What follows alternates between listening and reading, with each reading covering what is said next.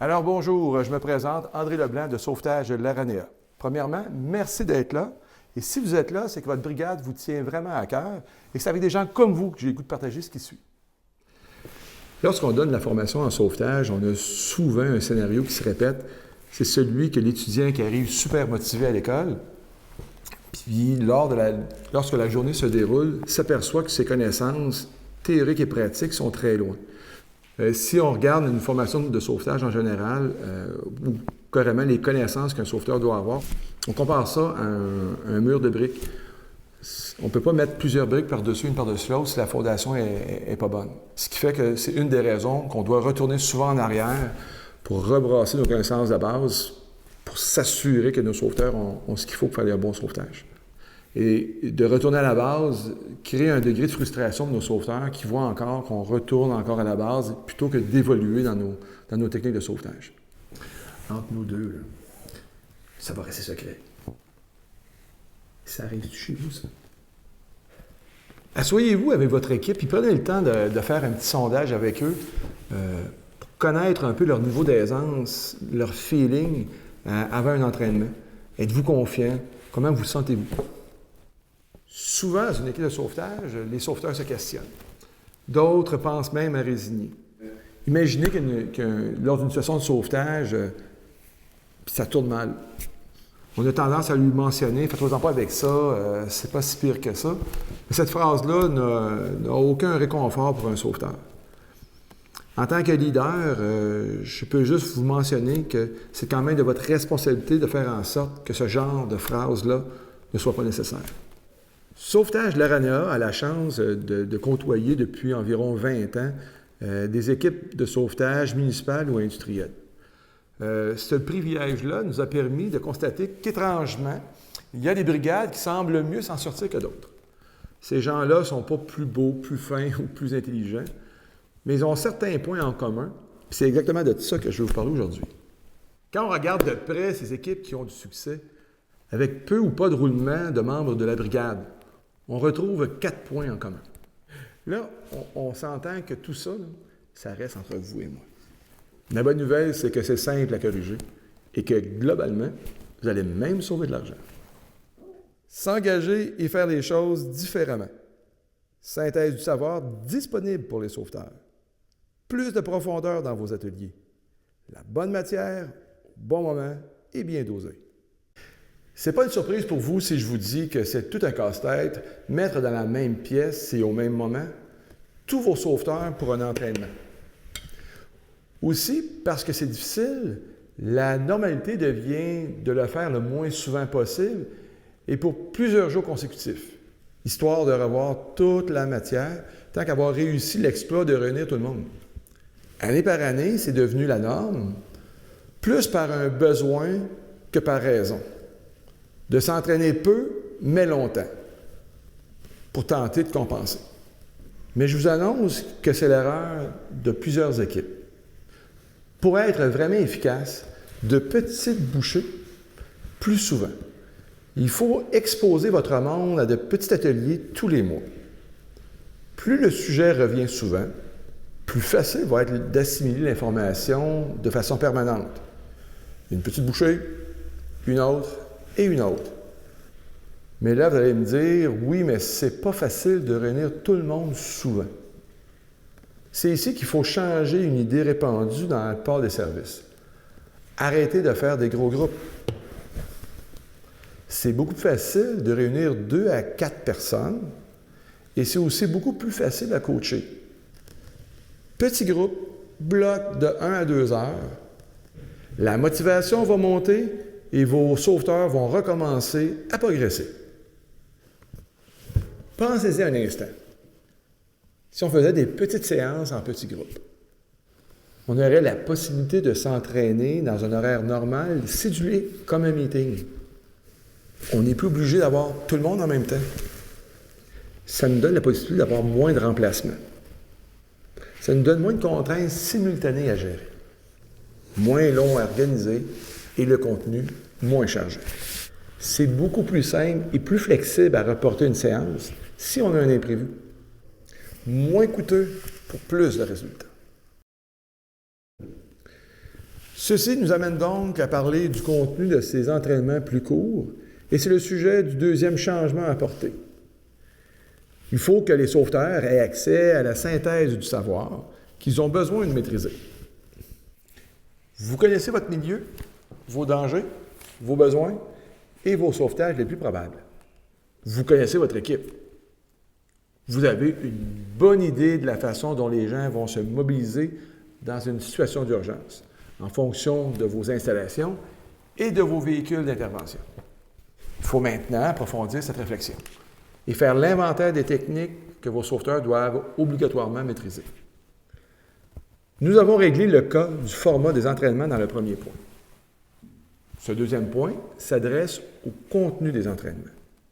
Il y a tellement de choses à maîtriser que souvent les sauveteurs s'y perdent. Vous devez mettre en place un système propre à votre réalité et accessible pour les sauveteurs, pour qu'ils soient capables de déterminer quoi pratiquer et comment. Il faut être très clair sur les critères à rencontrer pour maîtriser une compétence. Une des bonnes façons de synthétiser le savoir est de l'ordonner sous forme de fiches de compétences. Je vous montre un exemple. On a un exemple de fiche ici qui a été développé en partenariat avec la ville de Sorel-Tracy. On voit entre autres le type, le nom de la fiche. On peut y intégrer les objectifs de l'entraînement, le matériel suggéré lors de l'entraînement. On peut marquer aussi le déroulement théorique et pratique. Et de rajouter toujours un point de santé-sécurité est intéressant.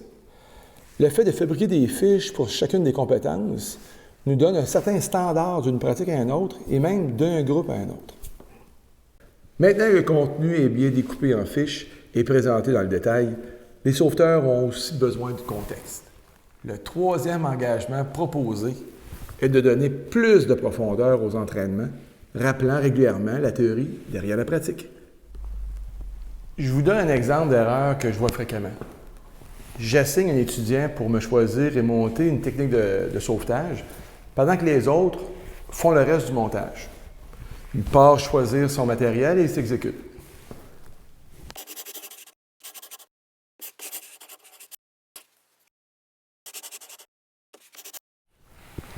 Le problème, c'est que même si le montage de la civière horizontale est bien fait, si on travaille hors contexte, la civière, elle ne passera pas dans le trou. Pour remédier à ça, il faut simplement prendre le temps de parler du contexte avant de travailler sur le détail. En fonction des techniques qu'on a entrepris de pratiquer pendant la séance, le leader de l'entraînement prend donc le temps de s'asseoir avec ses joueurs pour faire le rappel théorique adéquat. Raison du choix des techniques, contraintes de résistance, caractéristiques qui motivent le choix des équipements. Bref, tout ce qui est pertinent et qui peut aider le sauveteur à renforcer sa compréhension. Ça nous amène au dernier point, et non le moindre, qui se résume à utiliser au mieux notre temps de pratique en intégrant la bonne dose de coaching et d'intensité. Pas assez de coaching et les sauveteurs perdent rapidement le focus. Trop d'interventions, trop de commentaires, ils perdent leur concentration et même plus leur confiance.